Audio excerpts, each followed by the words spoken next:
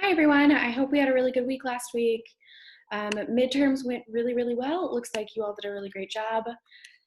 Um, so this week we are starting to talk about speeches. We're talking about the informative speeches you have due next Friday, and we will be having a Zoom meeting this Thursday at our normal class time, totally optional, to talk about any questions you may have. I'll briefly describe the speeches. You have all the information because you have the rubric posted to Titanium already. But if you're confused about anything, if you have questions, if you want to listen to other people's questions so you have more clarity on the assignment, feel free to come by. That being said, we're going to go ahead and talk about informative speaking. Chapter 16, it was written as chapter 15 on the syllabus, but that was my mistake, I'm sorry. We are going to be talking about chapter 16. All right, so some of the chapter outcomes for informative speaking are to identify the goals of informative speaking, to distinguish each of the 8 categories of informative speeches, to outline the 4 major approaches to informative speeches, to employ strategies to make your audience hungry for more information. You want to leave them wanting more, right? And then to structure your speech to make it easy to listen to, whether that's putting it in a narrative form or making it a step-by-step process that's easy to follow. All right, so informative speaking. The objective of informative speaking is to increase the audience's understanding or knowledge of something, right? You want to give them information on something that you think it's unlikely they already know a lot about. So you're going to meet the audience's informational needs, you're going to gauge what they already know, and you're going to decide on an appropriate approach to the topic, right? We're not going to go super surface level because we want the information. We want the meat of the argument, right? So make the topic relevant to each member of the audience. You have to let the audience know why you think that it's important that they have this information. Otherwise, they're probably not going to listen to you.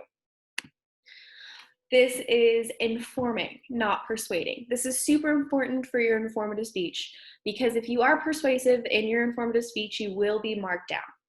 You need to keep the speech as objective as possible. And I understand that it's hard for us as human beings to be objective, but for all intents and purposes for this assignment, you can be objective with presenting information.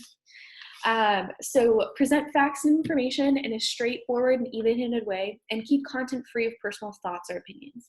More likely than not, we'll already know how you feel about the topic or a topic based on the topic you choose to tell us about, right?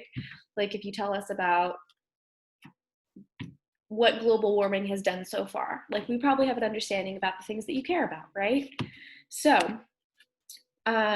we need to make sure we're speaking appropriately and ethically. So we need to choose an appropriate topic. Like I've had a student that was one of the only male students in the class and wanted to give a speech about how feminism is bad. So obviously understand your audience.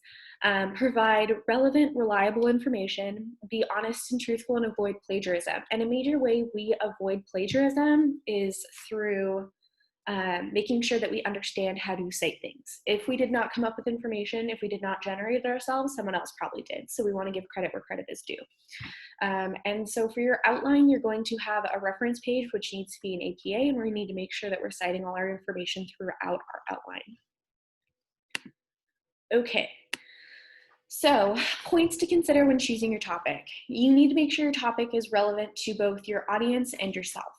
You need to make sure you have some knowledge of your topic because likely if you don't, it will show. It will show that you're bored and you don't want to be talking about this, and we will be able to tell, which will probably hurt you. So make sure your topic is not persuasive. Make sure it doesn't lend itself to persuasion. Make sure you don't have a call to action like, and now everybody recycle, like at the end of your speech. Don't do that. That's persuasive, right? You're calling us to do something. You are simply aiming to be a liaison of information, right? You are calling us to listen to the information that you have, and you need to make it interesting for us without being persuasive. So I think that's going to be the fun part of this assignment. So topics for informative presentations. So a really, really good way to start out thinking about what you might want to talk about is think about people, right?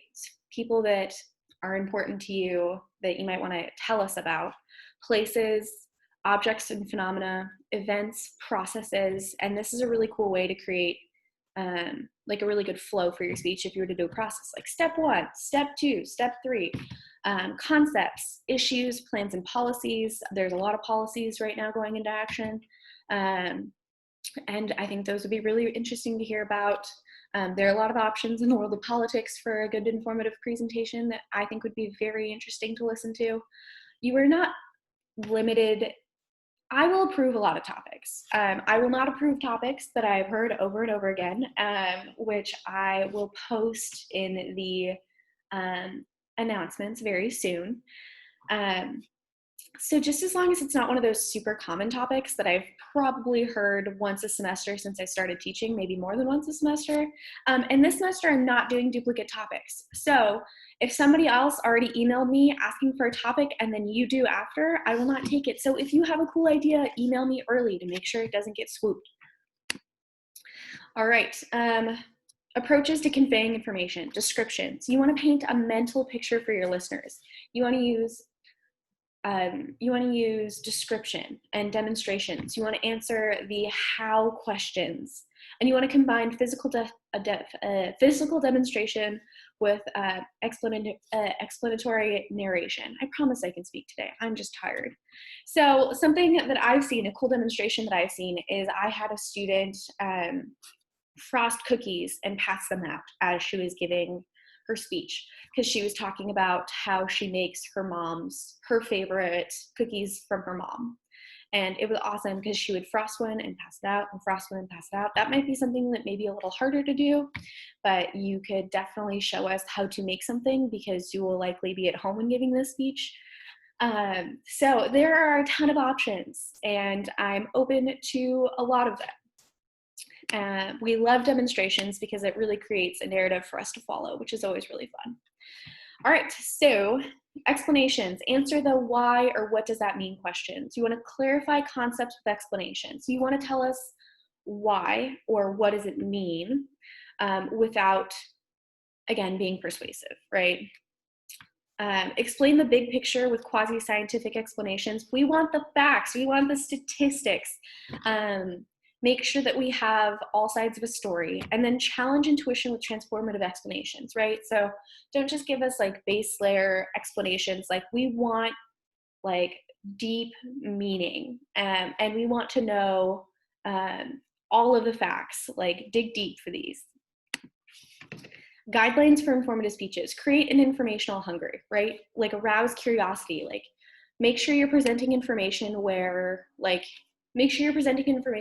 that leaves us wanting more, right? So tell a story, but then like, I don't know, tell something that a really good storyteller always used to do would like stop telling a story and you'd have to be like, no, keep going. Like leave us with that. And then work your topic, find relevance around the subject, make us care. And then connect the topic to the audience very quickly, so that way we want to engage very early on in your speech. Make it easy. Choose a clear organization and structure that doesn't let us get lost. Emphasize the important details, what you want us to remember, and don't overwhelm the audience with too much information. Like we want the facts, we want the stats. If every line is a statistic, that can get monotonous, that can get boring, and it's really easy for us to zone out when somebody's just laying facts on us, but you need to make us care. But walk the fine line of not making it persuasive. And then make it easy too. That might be a typo. Make it easy. Build on prior knowledge. Define your terms. Use interesting and appropriate supporting material, and use appropriate presentation aids. So for this presentation, you're going to have an outline. That is mandatory. And you can use a PowerPoint or a Prezi if you would like. However, that is no longer mandatory. So if you want to make one, awesome. If you don't want to, also totally fine. I've seen 1,000 great speeches that didn't have PowerPoint. Sometimes they're harder to follow, so you have to make sure if you don't have a PowerPoint that you are very organized and we can follow you easily. But if you do not, that is okay. So that is all I have for informative speeches. Please email me if you have any questions. I will send the link out for the optional for the optional meeting on Thursday, a few minutes before class time. And I hope to see you there. All right, bye all.